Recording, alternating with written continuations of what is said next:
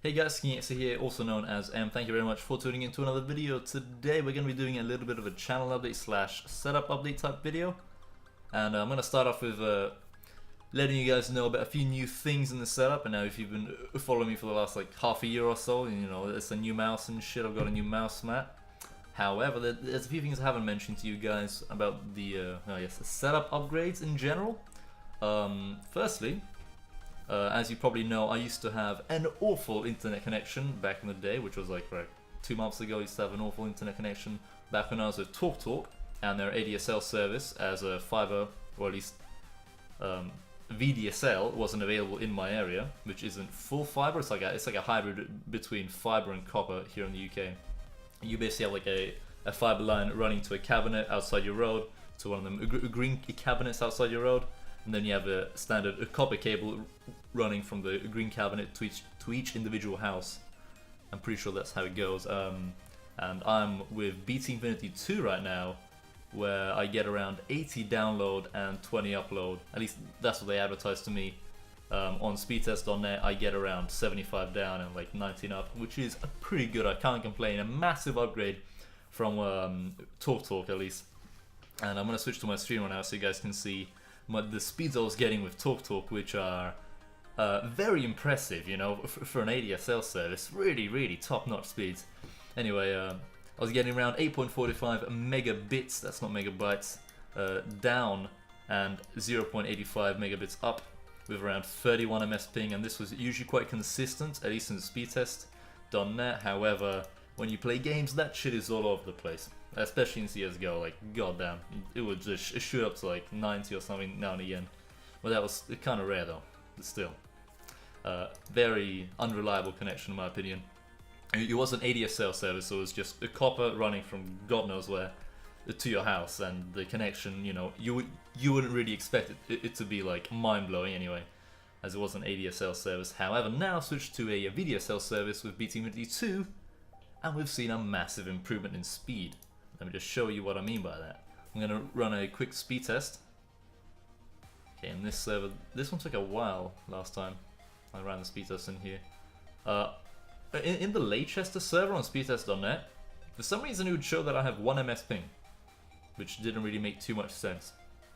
As on no other server do I get 1 ms ping. Anyway, there you can see 9 ms ping.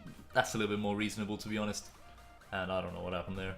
Yeah, it's usually around 74.94. Oh, 75 exactly. Megabits down, and this should probably climb up to around 18.9 megabits upload speed as well, which is pretty good.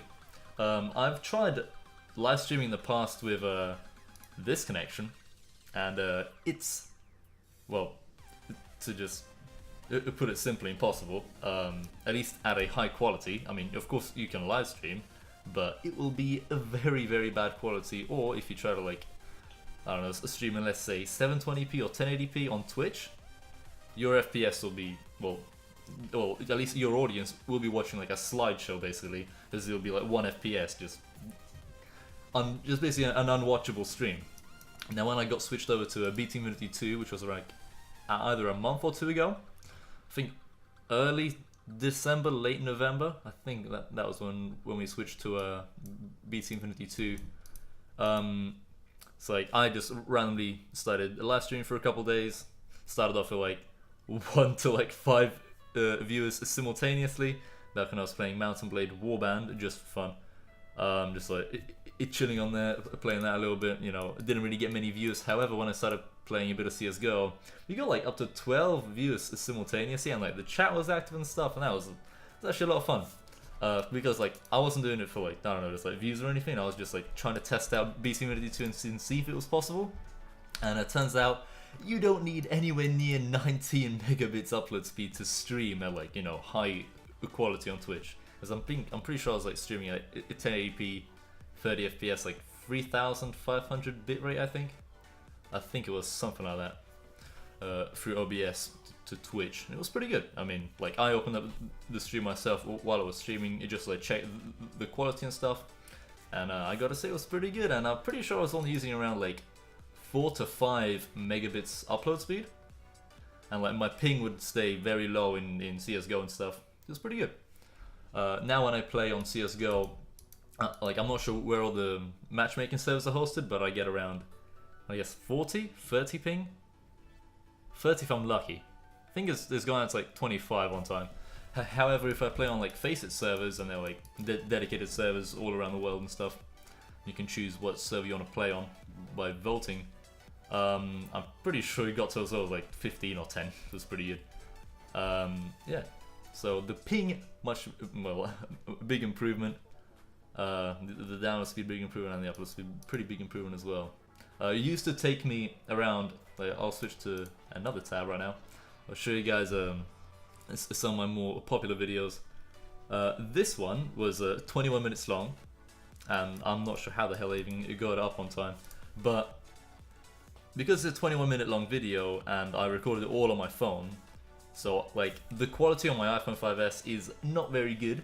So I didn't want to like compress the file even more, even though I'm pretty sure that the file size on that 21-minute video was like way over a gig or like maybe even 2. I'm not sure. But I didn't want to compress the file because I wanted the quality to stay somewhat decent, even though it isn't decent at all. But I just didn't want to compress the file, so I just like uploaded the fucking full raw file that I just like exported through Sony Vegas. And I'm pretty sure that may have taken me around 600 minutes to upload through YouTube. I'm not even joking, like, that's how bad, like, 0.85 upload is. It takes you a very long time to upload videos to YouTube, like, and the streaming, as I said earlier, not a chance, mate, not a chance. So now, like, I think I've uploaded, like, a few videos just, like, here and there. Yeah. Just, like, I got a little Twitch highlight here, CSGO, Vodka Overload, this Russian guy started screaming at me. And I've uploaded a random glove case opening, and I captioned it "Gone Wrong" for a joke. Yeah, I'm pretty sure that took me like 1 or 2 minutes to upload, like both of them. Like, it's pretty good. Like, the upload speed I cannot complain about. Oh, my chicken's ready. I'll be right back, guys. All right, I'm back. I just had to put my chicken in the oven. I'll set another time for 20 minutes. Take that out when it's done cooking. There we go. Anyway, so that's been my experience with upgrading to BT. It's been pretty good so far. I can't complain about that. And recently, also, I've also upgraded to a SSD from my hard drive, at least for the primary boot drive. I've now switched over to an SSD from a Seagate Barracuda 1TB hard drive. That used to be my primary boot drive, but now it's a Samsung 750 EVO 120GB SSD. It's pretty good. I can't complain about the obvious benefits you'd have from upgrading to an SSD from a hard drive. I could show you right now the shutdown time and the boot up time of the PC. I'll just turn on my phone here. I've got a little tripod here. And I'll record a quick video for you guys of the PC. Now this was a lot faster earlier. Well, it's not bad though. It's not bad. Because, like, I don't know why it would take so long to shut down in the past. Like, even on the hard drive.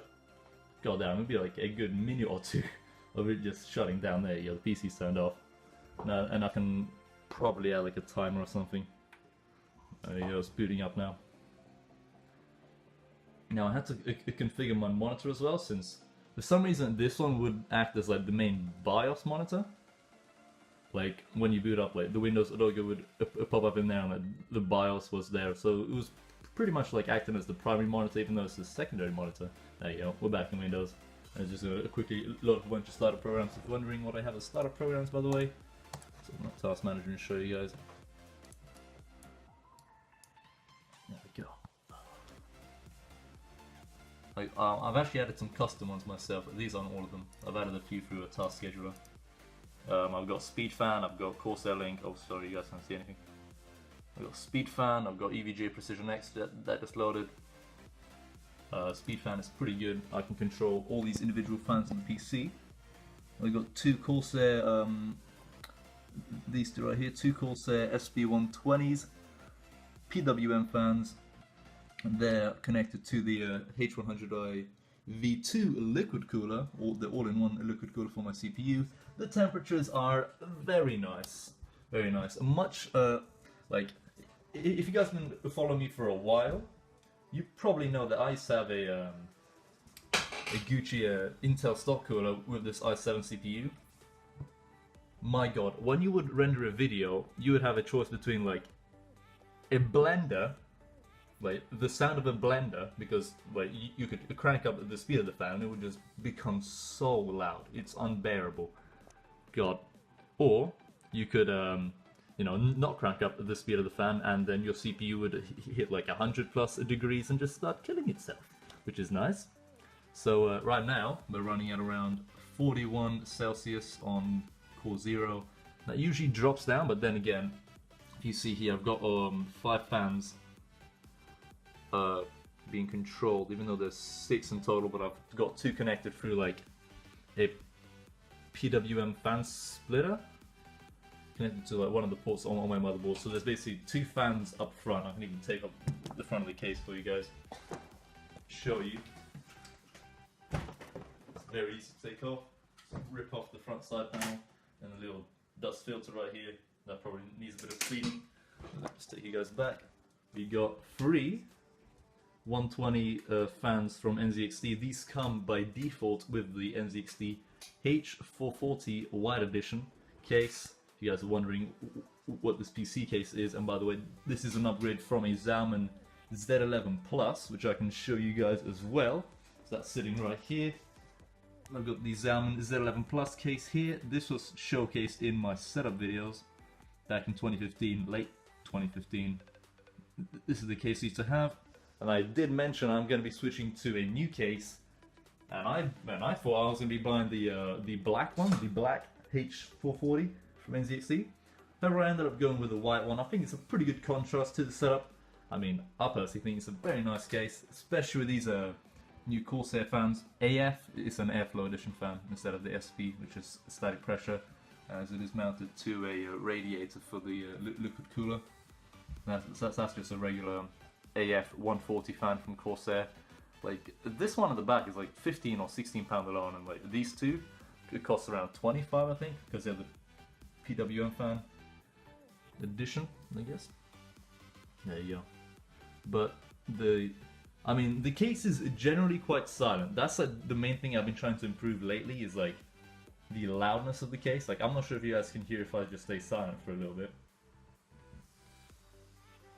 No, you can hear my neighbors, probably. But yeah, I think probably the most loudest components right here in the PC case currently is the power supply, as I am still rocking a PowerCool 850 watt. I don't even think it's rated for 80 plus bronze. It's like 80 plus white. Like this awful power supply that I bought alongside the GTX 970 like back in 2014, or yeah, I think back in 2014. Because well, when I upgraded the graphics card, I needed to get a new power supply as well, so I could even like power this beast of a graphics card. But then again, I didn't really need 850 watts back then. I didn't know that, so I picked up an 850 watt power supply.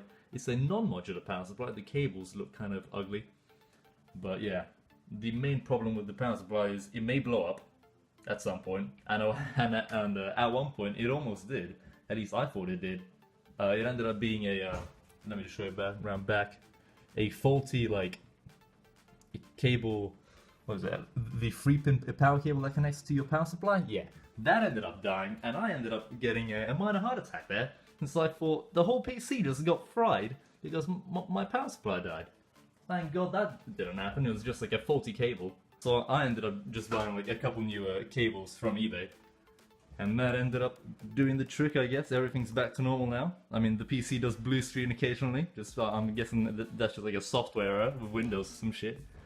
But yeah, that's the PC update, I guess, and kind of a setup update. If you guys are wondering, I am going to be probably releasing a couple of videos about the setup and especially cable management, since as you can see, the cable management underneath the setup is horrific.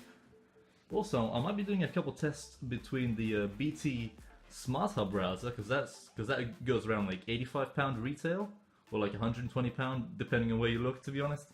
And I also have my old Netgear router still mounted underneath the table there, and I kind of want to see if there's a difference in speed at all. So I might be doing a little test on that at some point.